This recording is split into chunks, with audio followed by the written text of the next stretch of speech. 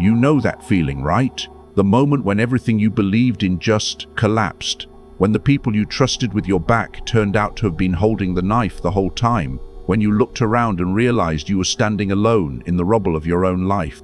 You've been there. Maybe you're there right now. Here's something they don't teach you in school, something they leave out of every success story, every biography, every overnight sensation headline. Every single king you've ever admired was once a man on his knees. Every one of them. They don't put that part in the history books.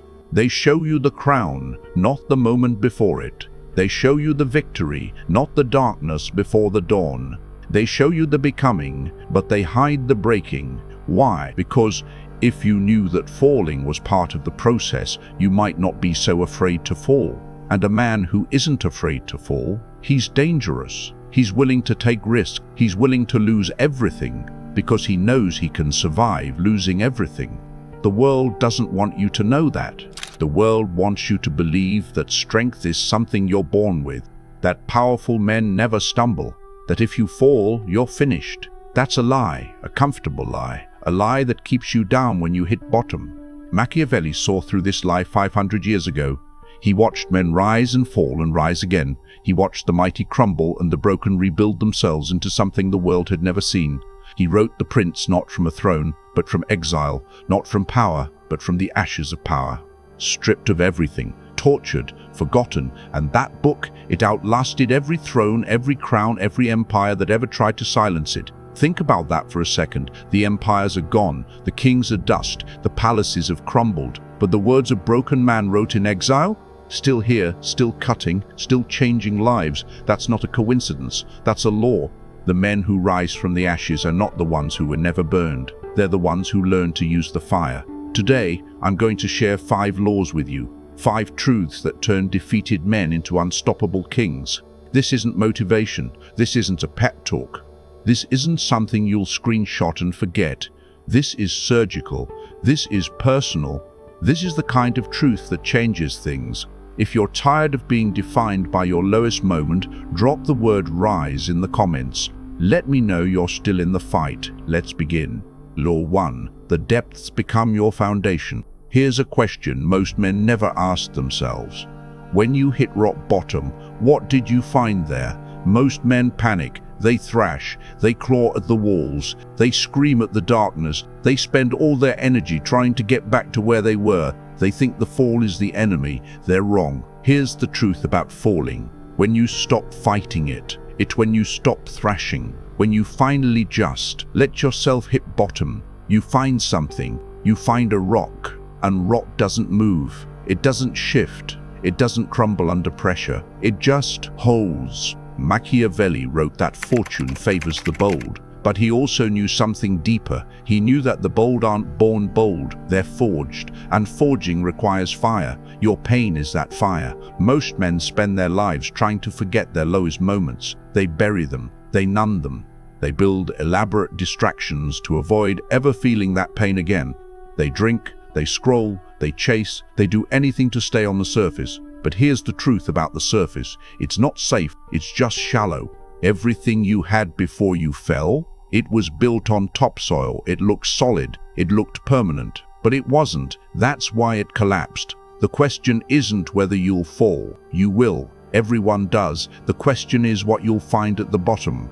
Most men find despair. They find reasons to give up. They find evidence that they were never good enough. Some men find something else. They find bedrock. Think about a skyscraper. You don't build a skyscraper on topsoil. You dig deep. You dig until you hit rock. You anchor your foundation to something that cannot be moved. Your suffering was the excavation. It cleared away everything unstable, everything temporary, everything that was never going to hold anyway. Now you have a choice. You can stare at the hole and mourn what's gone, or you can start building.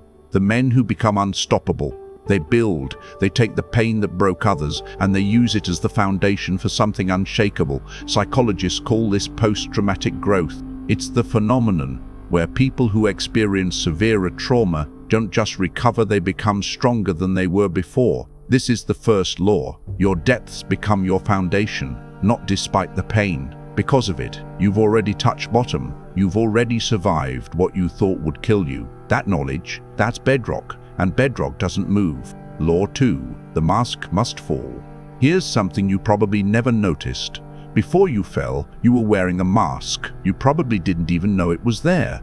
That's how masks work. You wear them so long, you forget you're wearing them. You start to believe the mask is your face. The mask of confidence when you were terrified inside.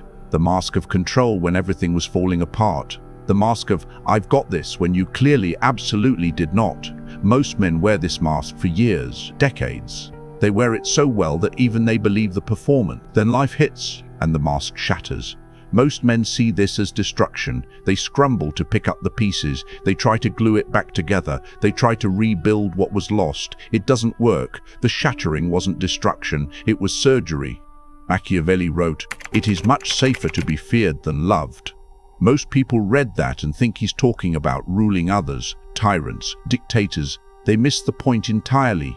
He was talking about ruling yourself, because the man who needs to be loved cannot rule himself. He's too busy performing, too busy maintaining the mask, too busy managing what others think to manage what actually matters. Think about it honestly. Before the fall, how much of your energy was spent on managing how people saw you? The right job title, the right relationship, the right image, the right words at the right time, always performing, always managing, always making sure the mask stayed in place. It's exhausting, it's hollow, and it's unsustainable. The broken man has lost that luxury. The mask is gone. The performance is over. There's no audience left to impress. And in that terrifying emptiness, something rare emerges. You, not the you wanted people to see, not the you pretended to be, not the carefully curated, socially approved version of yourself, the actual you, the unfiltered you, the you that exists when no one's watching, and no one's clapping, and no one's keeping score. Most men run from this moment. They'd rather put on a new mask, a better mask, a more convincing mask. They'd rather rebuild the performance than face reality. You see them everywhere. Men who've been broken, but instead of letting it transform them, they just build new costumes, new identities, new ways to hide. But the man who will become a king does something different. He looks at the shattered mask on the ground. He looks at the pieces scattered at his feet. And then he does something that terrifies most men. He walks past them. He refuses to pick them up. He refuses to rebuild what was destroyed. This is what psychologists call identity stripping, the process where everything false is burned away, leaving only what's real. It's agonizing, it's humiliating, it makes you feel naked in a world that worships costumes, but it's the only path to genuine power, because a man without a mask is a man who cannot be manipulated. Think about that. Really think about it. You can't play games with someone who refuses to perform. You can't flatter someone who doesn't need your approval. You can't threaten someone who's already lost everything. You can't shame someone who's already been humiliated. The maskless man is free in a way the performing man cannot comprehend. Machiavelli understood this. He wrote, "Everyone sees what you appear to be. Few experience what you really are." This is the second law. The mask must fall. And once it falls, do not pick it up, do not rebuild it, do not mourn it. Let it lie there with the rest of the debris. The king has no mask, he has a face, and it's enough. Law 3, the void is not empty. After the mask falls, there's a period that destroys most men. The void. It's the space between who you were and who you're becoming. It's the silence after the noise stops. It's the emptiness after everything familiar has been stripped away, and it's terrifying. Most men cannot tolerate the void. The silence is too loud. The emptiness is too vast. The uncertainty is too heavy. They reach for distractions. They reach for anything that will make them feel like themselves again. Their phone, their scroll, their drink, their new audience. Anything to fill the silence. They don't understand. The void is not empty. It's full of potential. But potential is invisible. You can't see it. You can't touch it. You can't measure it. You can't feel it. You can only trust that it's there. And trust is the hardest thing in the world when you've just been broken. Machiavelli spent years in exile before he wrote The Prince. Years in the void. Years when no one cared what he thought. Years when no one asked his opinion. Years when no one acknowledged his existence. Think about that. A man who had held power, who had shaped events, who had been at the center of everything. Suddenly nothing, forgotten, irrelevant, alone. Most men would have broken, most men would have faded into bitterness. Machiavelli did something else. He sat in the void. He stopped fighting it. He stopped trying to escape it. He stopped reaching for distractions. He just sat. And in that sitting, something happened. Something started to form in the darkness. Something started to take shape in the silence. When he emerged with something that had been forming in that void. A book that would shape the next 500 years. A book that would outlast every empire, every throne, every power that had ever cast him out. Think about that the next time you're tempted to fill the silence. Think about the samurai sword. Beautiful, deadly, perfect. They're not forged in a moment. They're folded over and over, heated and hammered, hundreds of times. Each fold makes the blade stronger. Each fold makes it sharper. Each fold makes it more perfect. But here's what most people miss. Between each hammer strike, the blade cools in darkness. It rests in the void. It waits in silence. The void between the blows is not wasted time. It's essential to the process. Without it, the blade would shatter. Your life right now, this period of waiting, of silence, of uncertainty, it's not punishment. It's the cooling between the hammer strikes. Something is being set. Something is being hardened. Something is becoming unbreakable. It feels like dying, because it is. The old you is dying, and the new you hasn't been born yet.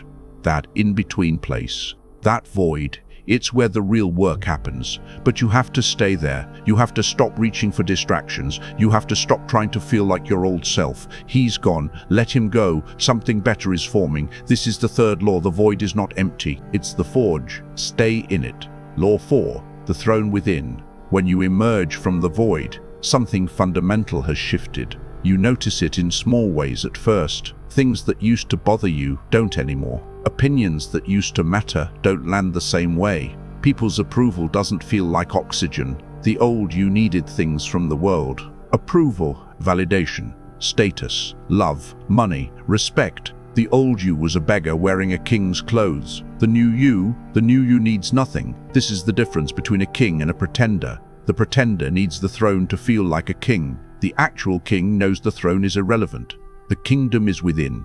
Machiavelli wrote, "A wise prince should rely on what is in his own control, not on what is in the control of others." That seems obvious. It's not. Most men spend their entire lives trying to control things outside themselves. What others think, what others do, how the world treats them, the circumstances of their lives, and they fail every single time because you cannot control what is outside you. You never could, you never will. All that energy spent on things that were never yours to control. The broken man who becomes a king has learned this lesson in the most brutal way possible. He wanted things from the world. The world didn't give them. He wanted people to be loyal. They betrayed him. He wanted circumstances to be fair. They crushed him.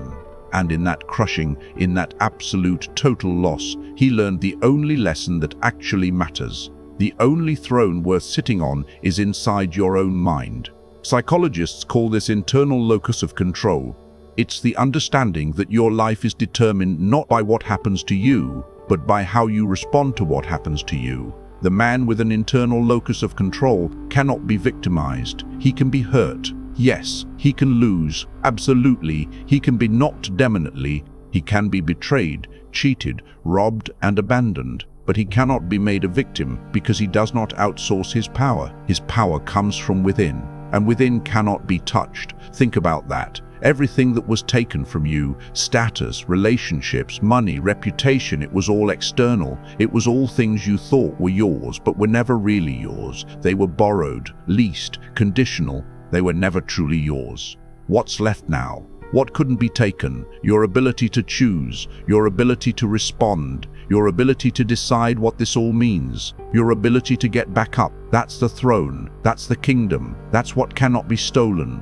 This is the fourth law. The throne is within. Stop looking outside yourself for what can only be found inside. The crown you're seeking? It's not made of gold. It's made of decisions. The decisions to get back up. The decisions to keep going. The decisions to define yourself by your response rather than your circumstances. That crown cannot be taken from you. That throne cannot be stolen. It's yours forever if you claim it. Law 5. The silent return. When the king returns, he does not announce himself. This is the final lesson, the one most men miss entirely. They think that becoming powerful means making noise. They think that rising means being seen. They think that victory means applause. The king knows better. Machiavelli wrote, "Everyone sees what you appear to be. Few experience what you really are." He understood that the most powerful force in human affairs is not what people know about you. It's what they don't know. Think about it. The man who returns from the void, who has rebuilt himself from the ground up, who has established his throne within. What does he need to prove? Nothing. He doesn't need to tell anyone what he's been through. He doesn't need to announce his transformation. He doesn't need to explain where he's been or what he's learned. He simply shows up, and the world recalibrates around him. Think about the most powerful person you've ever met. Not the loudest, not the most aggressive, the most genuinely powerful. Did they tell you how powerful they were? Did they list their achievements? Did they need you to recognize them? No, they didn't, because they didn't need to. Their power was felt, not announced. This is quite confident, but it's more than that. It's strategic silence. The man who returns from defeat has nothing to prove and everything to protect. He doesn't need to explain himself because he's no longer seeking understanding. He doesn't need to justify himself because he's no longer seeking approval. He doesn't need to defend himself because he's no longer seeking validation. He simply exists. And existence, when it's grounded in genuine internal sovereignty, is enough. The world will notice. The world will recalibrate. The world will make space for him. Not because he demanded it, because he became undeniable. Think about the sun. Does it announce itself? Does it send out a press release before it rises? Does it demand that you pay attention? No, it just rises, and everything in the world adjusts. The darkness retreats. The animals stir. The day begins, all without a single word. This is the quiet power of the king. He doesn't need to raise his voice. He doesn't need to prove his strength. He doesn't need to demonstrate his worth. He just is, and that is enough. This is the 5th law. The return is silent. You don't need to announce the new king. His presence is announcement enough. 5 laws, 5 truths, 5 decisions that separate defeated men from unstoppable kings. Law 1, the depths become your foundation. What broke you can also build you. The pain that knocked you down is the same pain that can anchor you forever. Law 2, the mask must fall. Stop performing. Stop pretending. Stop managing what people think. The man without a mask cannot be manipulated. Law 3, the void is not empty. The silence between who you were and who you're becoming is not punishment. It's the forge. Stay in it. Law 4, the throne is within. Everything external can be taken. What's inside you is the only throne worth defending. Law 5, the return is silent. You don't need to announce yourself. You don't need to prove anything. Just show up. The world will feel the difference. These are not motivational quotes. These are not feel-good platitudes. These are the brutal, unforgiving mechanics of transformation, the same mechanics that turned Machiavelli from a broken exile into a philosopher who shaped the world. The question is not whether you've been broken.